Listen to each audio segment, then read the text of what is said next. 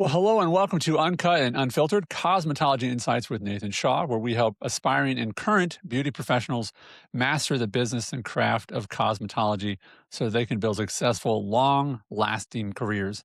Your guide is Nathan Shaw, a dedicated educator and working man's hairdresser who successfully built his schools from his earnings from behind the chair. And now he generously shares his deep industry experience to challenge misconceptions and to teach you the crucial skills needed to manage your career. I'm your host, Andy Traub, and today we're going to learn how to price your services so that you make good money, so that you attract your ideal clients, and so you have a longer career in cosmetology. And we are confident this is going to apply to you if you are not in the industry or if you are in the industry. So open up your mind, open up your ears, be ready to maybe feel a little uncomfortable. We're going to challenge maybe some thinking or habits you might have in place. And Nathan is going to guide us in that. So, Nathan, thanks for being here. Thank you. Appreciate it, Andy. All right, we're going to start with this big idea, and then we're going to break down different ways you can price. And we have three different ways you can really set your prices. But the big idea that will carry through all of them and help you guide your decision about your pricing is that pricing is more about confidence than math. So let me just start with the most basic way that a lot of people think about price, and people do this all the time. You'll go to a restaurant and you'll say, "Mac and cheese is $7. I can buy a box for $1." Right? They'll go into what is the hard cost. So the first way that people often go to price things is what's the true cost. Okay, I'm making a base rate of I want to make $20 an hour, and so there's that plus the materials cost this, this, and this. My rent is this, and I get a baseline. Or here's what I would pay. Do a lot of people start there? How do people generally begin in their career of setting prices? Is that usually where they start? Yeah, I think it's normally they do. They look around. I've seen everything from like calling other salons, asking them what an appointment would cost with no intention of booking an appointment, but they're just trying to like, Okay, what's my competition doing, right? right. Let's get a ballpark of what the going rate is. And I think they tend to start there. Okay, okay. So, in addition to them thinking about their say opponent, their competitors, there's also sometimes that people bring into, and I want you to hear me if you can hear my voice, I want you to hear what I'm about to say. Okay, that what you would pay is a lot of times where people start. I wouldn't pay that much, right? Not realizing that that's because you can already do it, right? It's sort of like someone who knows how to paint their own house, but is probably not going to pay a painter to paint their house because they're like, I'll just do it myself. They don't see the value in that. Or maybe they're like, oh, I have a friend who did that for free in high school, so why would I pay that much? So the first is a lot of times people just use their own sort of perception of costs, right? They do their own internal math. And the second you mentioned, which is they'll just do research. They'll call other places and they'll say, okay, well, here's what other people are paying. What's wrong with calling other salons that are sort of like yours, that look like yours or in the same sort of zip code? What's wrong with setting your price based upon just what other people are charging? I think it's an artificial sense of what the value of your work is, and to your point, what people are willing to pay.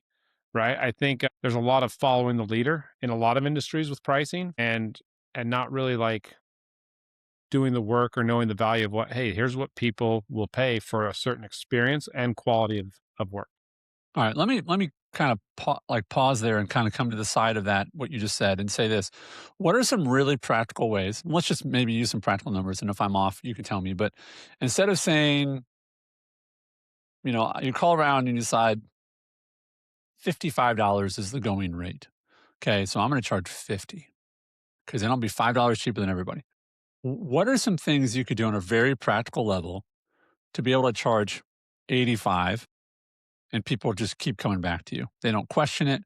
They know that other people are charging 55, but you're like, I charge 85 and I don't blink, and people are happy to pay 85 and I'm not going to lose to the 55 people because of these things that I do. What are those things on a very practical level that create an experience where someone's like, yeah, it's 30% more and I don't care. It's better. Yeah. I think I think one of the most practical things is just the confidence of what your time is worth, what you need to, what you're willing to work for. It sounds very simple, but by the same token, I feel like when people are trying to price and be just under their competitors, that turns into a race to the bottom, like of how little can I get people or how little can I charge and still make a living? Hmm. And then the other part is just it's not even just the technical service itself, but I talk a lot with our students about the quality of the customer service, the quality of the customer care. If they are cared for and taken care of during that appointment, their needs are met, and that you are really making them the center of your time, they're going to feel that, and they're going to pay a premium value for that. Yeah. I think everyone has had the experience of um, someone is cutting your hair and you feel like you're not their main priority, which is really fascinating because, like, you have scissors in your hand and you're cutting things on my head, and I'm feel like you're not paying attention to me, right? Um, Hmm. and that emotionally, you can know when someone is paying attention to you or not. And what I'm talking about is maybe they're talking to other people in the place, or they're paying attention to the door, or they're greeting people coming in the door instead of being really fully focused on you, right? And then the other is people who just I feel like they're just trying to get through the cut versus like, why am I doing all the talking? Why have you not asked anything about me, right? You know, one of the tricks of a great communication and a great conversation is how many times can you ask questions in a row to just keep it going? And what will be fascinating is you could ask someone 10 questions in a row. You don't come back with what you just keep asking questions, and someone could walk away and say, "Man, Nathan, that was a great conversation." And internally you could be like, "I didn't say anything about myself. I just asked questions. I just kept asking questions." Because guess what people really want to talk about? Themselves. Themselves. Themselves. Yeah. And not in a an absorbed way, but maybe like they want to process stuff, like what's good in life right now, It's a great question. Oh, my kids are doing really well. How many kids you got? Oh, three. And then you got three different kids to talk about. One takes them ballet. I don't know anything about ballet. Tell me more about ballet. How long should you be doing that? And you end up with 15 questions. And I'm like, man, Nathan, great talk. And you're like, yep, Yep. just asked a bunch of questions. You know what I mean? Yeah. You feel like you're their therapist. I mean, I've had people cut my hair. I'm like, I am not here to hear that stuff. You know what I mean? Amen. So when it comes to the experience, are there other things on a really practical level? Is it how the place smells? Is it the chair? Is it they know I like Coke, so every time I come in, there's a cold Coke sitting for me? I mean, what are some other things that literally it's like you can charge twice as much if you just do these things? What are those things? I think, you just listed several of them, but it's the details, right? We talk about how in the salon environment, you want to have all their senses met. So it's the smell of the environment. Some businesses have custom scent boxes. Maybe it's a fragrance in your salon through a candle or something else, or essential oils that give the aroma. You might offer mints or gum, and it's always the same because that's going to be a sensory thing. Yeah, It's maybe it's with a haircut, maybe it's a free scalp massage, a complimentary scalp massage is part of it, and just kind of touching on all of their senses and the whole experience. I love what you said about the communication. I talk a lot about that in our classes with customer services. Your client isn't there to hear your problems and your latest boyfriend breakup or whatever it is, right? Like they want to talk about them. And that, when you engage them and let them talk about them, they feel heard both about what they're needing done with their hair or skin or what it may be, but also that they're your focus. yeah. I can tell you, I've paid. It's very consistent to me that the less I pay for my haircut, the less they ask me questions. It's really a fascinating, like, I know that I've been through places and I've been like, they are just there. I mean, I literally might as well have a machine cut my hair because that person did not treat me like a person at all. I mean, I probably could have had a better conversation with a robot who had like programmed questions in there or something like that, because it's just, literally, they're just a machine. You know what I mean?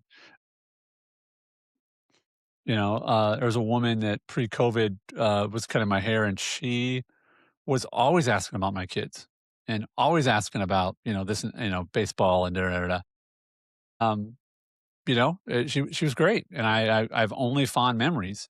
Versus, I literally can't remember sometimes who cuts my hair because it's such a non-memorable experience. You know what I'm saying? Absolutely. I'm very confident I would pay twice as much for a situation where, because I don't think your customers, clients want to feel, the last thing they want to feel is nervous Yeah, or awkward, right? And so if you can provide that environment where they always feel safe, they always feel heard, they always feel celebrated, it's a positive thing, that is worthwhile. Right, no, and absolutely. it's worth some dollars. Are there any questions that, or the drink thing, I know you talked about the scents, things like that, but are there any little things that you teach that are more nuanced that's like, "Listen, this might cost you $1 for every customer, but it's or a client, but it's really gonna help." Yeah. Or here are questions that are just good, safe questions to ask that will really help the chair talk. What are those? Some to your point, we talk a lot about offering them a gift. And when I say a gift, it doesn't have to be extravagant. It can be a beverage of their choice. It can be a mint or gum or something simple, just something that you're offering them complimentary. There's no strings attached, but it's just to make their experience more pleasurable, more comfortable. So that's part of it. And then really just talking about, to your point, the open-ended questions, both about whatever the service is, but also about them, right? When you give them a chance to talk about them, I think in a society where we're becoming increasingly engaged with our devices, that human connection, a lot of people are really starved for it because they don't get it like, Yeah, generations past. yeah. The other is if someone is engaged with their phone during your entire appointment, it's not gonna be a very memorable appointment for them, No, no, right? it's not. They're not gonna remember the 39 or 300, reels they scrolled through, right? Yeah. Um, and they're not gonna remember you. You're just sort of there, and they're sort of there. One thing that I've found to be helpful, and this is just being an adult and being around enough different people and in different customer service situations where I've had to provide a service or, the different things I've done in my almost 50 years of being on the earth, that some people come and I have to work with it, they're just negative and they bring their negativity. But if, consider this, if you're listening or watching, if you want them to have a positive experience in your chair, sitting across from you, whether it's pedicure, manicure, haircut, whatever it is, and they bring in a negative attitude, there are things that you can do to change the kind of conversation you have with them. They might say, "I'm having a really crappy day," you know? "I'm having a bad week. Things suck at work. I don't like my boss, da, da, da, da, da." You can flip that to the positive without dismissing them and just say, "Well, what's been your favorite job you've ever had?" And they're suddenly talking about their favorite job they ever had and say, "Have you ever thought about going back into that field?" And suddenly it went from, "I'm having a really bad day and I don't like my boss and I don't like my job," to like, maybe I need to think about getting a different job, right? Or, "Well, my boss is this and this and this." Who's been your favorite boss of all time? What would you like for them to do for you? You know, instead of being like, "Oh yeah, what a jerk," and I bet he this and I bet he that. Like that's negative, right? So I would challenge you, if you're listening and you get to spend time with people, to challenge yourself that when someone brings a negative, how can you go, okay, and you take it and you physically sort of set it aside, and then you pull out of your pocket something positive and you go, "We're going to talk about this." You don't have to be dismissive of it. You can just sort of be strategic about it, right? There was a chiropractor that I went to, and maybe we've talked about this before, and he was just a master, and they called it table talk. I would call it chair talk in this industry. But table talk is because he's adjusting you. And he was also very fast. He was very efficient, which was fine. I don't need him to spend an hour and a half with me. If it takes 4 minutes, it takes 4 minutes, right? But he would be so good at asking the questions, and I always felt heard. And the last thing he would say, "Is there anything else I can do for you today?" And if I said no, then we're good. And I wouldn't leave feeling ever, I never left feeling like I didn't get what I needed because the last thing he said is there anything else you need? And I would always go, no. And sometimes I would say, yes, this, this. Okay, we'll take care of that. But I always left feeling satisfied. And again, it's being intentional. Like if you are working across or front or behind someone consistently again and again and again, you can control so much about those conversations and those interactions. And again, I would say the last thing you can leave people with is, hey, and say this with sincerity, because I hope you're sincere, is the last thing you should say to them is, let's just say that, I'm cutting your hair, is I would say, "Nathan, I just so appreciate you coming in. Every time you come in, I appreciate your time, appreciate spending time with you, and I appreciate your business." I would never grow tired of hearing that as a customer.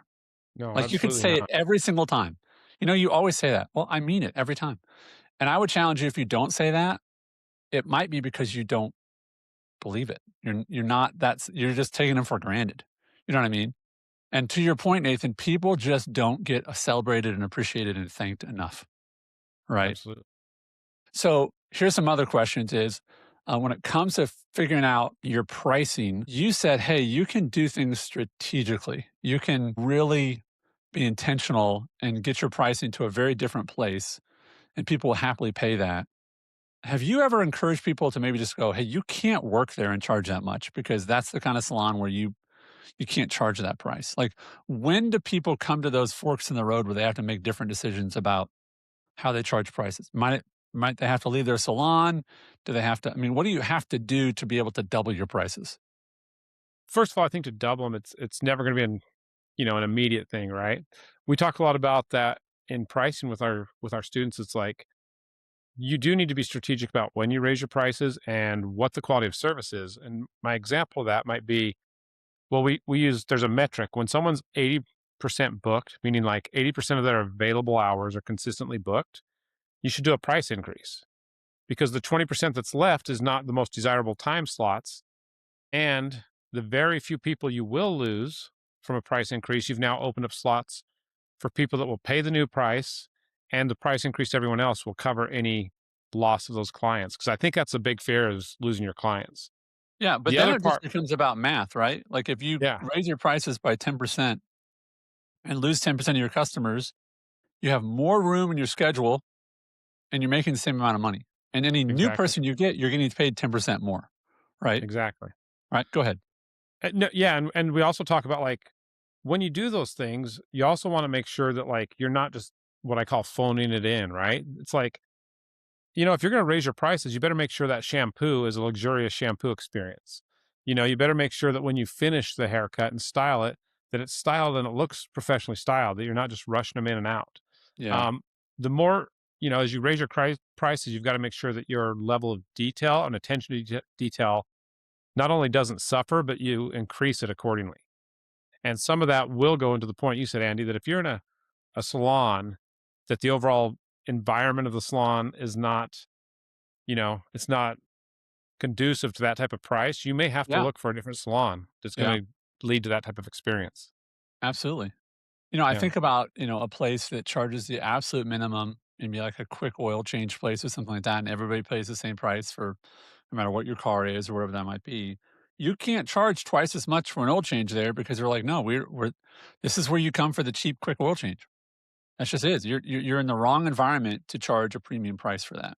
That's not what people are here for, and that's fine. It's not a judgment on their character, but there's certain people that just they don't want to pay more. They don't expect that there, right? Let me ask you about some small things like to personalize things. Have you ever talked with your clients or your students about like the smaller details? Like, I know that I've worked with people like in a counseling situation where I've had a counselor. Then the next time I come in, they remembered what we talked about last time because they like reviewed the notes. And I was like, "You're so good at picking up where we left off." And you're like, "Well, this is what I do for a living." Like, we have conversations every 6 weeks, but I have to remember what they were, so I take notes, right? What can people do to take their work more seriously so they're really good at having conversations with their clients? So their clients are like, I mean, the haircut's great, but, like, I just like being around you. Like, you make me feel like a great person. What are some things you've seen people do that they're able to charge more because they have a better experience, because they have better conversations? What are those things? I think you touched on part of it with like a counselor or something, right? I encourage our students again to take notes on their guests, right? We're usually taking notes anyhow. If you do a chemical service, like you might put their color formula, make notes about what worked. Did they like it? Did they need some adjustments with the next time their hair is colored? But do that about them as well, things you talked about. And as long as you're showing up prepared, both mentally and emotionally, and early for your day, you can review those things. And when you pick up where you left off with people, if it's been 4 weeks or 8 weeks since you've seen them, people feel heard and valued and Oh my seen, to your gosh. point. When you're like, hey, how, Absolutely. how was your work trip or how was your vacation? You went to Disneyland. 100%. Yep. How was Yep. Caroline's dance recital? I'm like, Exactly. "She remembered my daughter's name and that she does dance?" Yeah. That Whoa. goes You know so what I mean? far. Yeah. It goes Oh, so much. And yeah. the other thing I talk a lot about, you talked about like they may be having a bad day. And I talk a lot about how we've all had people in our lives that are kind of negative and have energy, and you almost dread when you're going to see them because you're like, oh, this is going to be a Sure. dark cloud following this person. Yeah. And we've had the flip side of that is we've had people that are like such a positive energy person that you feel like your cup is filled when you're around them. And I really challenge our students and those people I work with. It's like you want to work to be that person, and maybe sometimes you feel like it's effort to be that positive. Well, guess what? It Yeah, is yeah, effort. sometimes it is. Yeah, sometimes it is. But the Yeah. more you do it, it becomes habit, and people want to be around you when you have that kind of energy. So I really talk about being positive and focusing on the positive things. I think of conversations that come up with, anything crazy in our world, and there can be so much negativity that if you're Yeah. focusing on positive things, people love that because they don't get enough of it. Yeah.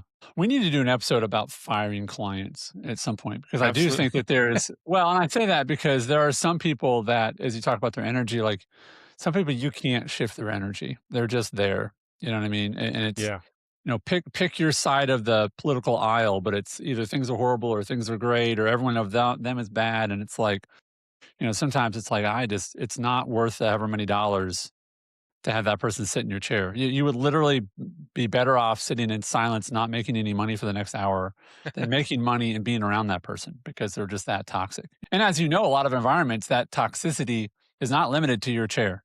If this person is saying things that are not healthy or good, other people are going to hear them. And they're like, that does not make their visit healthy I or agree. good, right? It's like a skunk. It's not going to just be contained. You know what I mean? Exactly. A couple more things. And this is maybe a little pet peeve. I've gone to places before, and the only thing they have to drink are hot drinks. And I've always felt like if I or things with a big open lid, I've always felt a little weird about like I've got hair flying over the place, and and you're moving me around, and I've got and I don't really love the idea of a open coffee cup or sipping on coffee when I'm getting my hair cut. But if you said, "Hey, do you want this with a lid on it?" And even if it's one of those little baby bottle sizes ones, they make these things so small now. I am such a sucker for that, Nathan. I'm like, when little kids, you're like, "Do you want a drink?" And they're like, "Oh my gosh, I get a soda or I get my own water." Like I become like a 5-year-old when you're like, "Would you like a drink?" And I'm like, "Oh, my own drink." You know what I mean? And it costs them 50 cents. Yeah, if that. All right. And especially if they remember what I like and they like keep that in stock. Cause the other thing I don't like is that I'm like, you obviously were buying the cheapest thing possible. Like you're buying the off brand seltzer water. You know what I Right. mean? And I'm not saying you have to get everybody, those Starbucks drinks that are like cold, they're like $6 each. I'm not saying you do that. Right. Yeah, yeah. But what I am saying is, I think there's some small things you can do that make them like, why do you want to go get your haircut? One, you need a haircut. Okay. Or style or whatever. And number two is, I know there's my favorite drink at the end of that, right? Or one of my favorite drinks, and it's reasonable. Like this seems to me to be at the most a $2 expense, that will keep me coming back and giving you money, right? So, Absolutely. how much do you teach on that, and how can people maybe do that well or maybe not do that well? Because most places have something to drink. I've just been deeply unimpressed but like, hey, we got a Keurig from 1912 in the corner with the cheapest coffee possible and coffee cups that are from, just as old. Right. Yeah. No, I think that's great, and we do talk a lot about that, about the customer service experience and what you can do to personalize it and make it memorable just by offering them, we call it added value, because again, it's like maybe a couple dollars, but at the end of the day, that's just going above and beyond what they're expecting. They're there for a haircut, to Yes. your point. Yes. We Yeah. used to, I remember in our salon when I still owned the salon before I focused just on the schools, we had a variety of drinks, hot and cold, and sodas and stuff. And we had a guest come in, and I can't remember if we had Pepsi and they liked Coke or vice versa. Yeah. Yeah. But, I thought one of the great things our stylist did is he took note of that. And the next time they came in, we had a little bodega around the corner from our salon. He went and picked one up and had it there for them. He said, "Hey, you said I'm going to use the Yeah. example. He liked Coke and we had Yeah. Pepsi. So you Yeah. said you like Coke, right?" And the client was blown away by such a small little act that cost so little, but it was a big act, right? Because it was the details. We talk a lot about like everybody thinks it's the big things. It's like when you go to like a hair show where they're doing like the hair no one's gonna wear in reality out on the street, right? But it's like it's this Right. extravagant thing. It's like, ooh, that's super impressive. But what people really want to know is that you're paying attention to the details, and that's the cleanliness of your salon. That's the little details like I remembered you like Coke, not Pepsi, right? It's the things like that that the details that so often get missed in the rush. So, Here's a funny one that I've experienced, and we'll end on this if that's all right. And I think maybe I've talked about this before, but I had an oil change place I would go to, and here's what was interesting, because maybe some of you are listening to this and you have like a vending machine there. You know, maybe you've got some sort of something nearby that actually costs something, right? Maybe it's got candy bars or maybe it's got chips or whatever. There was a place I went to, and it was just an oil change place, and it was super old school, but they had a little. I remember it being a really weird Coke machine. I was like, this is not your normal. It was like just anyway, it was super random. And it was like 50 cents or whatever.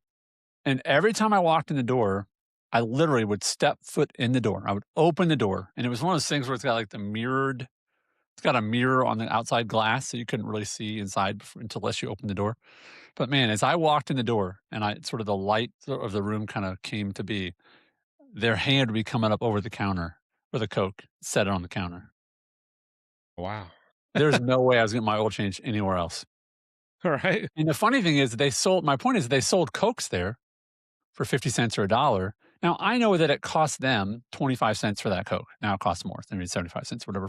But it's literally even the fact they didn't make me buy a Coke from their store. Like, how much more valuable was it for them to spend 25 cents to just give me a Coke, even though they sold Cokes, than the 25 cents they would have made from selling me one, right? So it cost them, maybe 50 cents in margin or whatever. But my point is, it made me feel amazing. And all I know is because I had to have an appointment is I was in the book and it said, Andy, oil change. And they knew me enough to go, he likes Coke. Boom, here's a Coke. Friends, it doesn't get much simpler than that. Right. And he's like, what if I have to buy a six pack? Well, then it's probably worth it. That tip that they give you. I mean, I would challenge you this. You're probably going to get a tip in the very first time you do that to pay for a dozen of whatever drink you gave them. Absolutely. Right, and that's a little tiny thing that you could do. So, Nathan, this has been really helpful. I hope that people will understand there's a lot of different ways that you can go about pricing, but ultimately pricing is not about math, it's about confidence, which leads to math. So, if you want to learn more about how to excel in this career, how to get into it, how to charge what you want to charge, then follow the links in our text below the video or the audio, and you can learn more about Nathan and his schools and his programs so that you can then charge what you're worth. Nathan, as always, thanks for your time.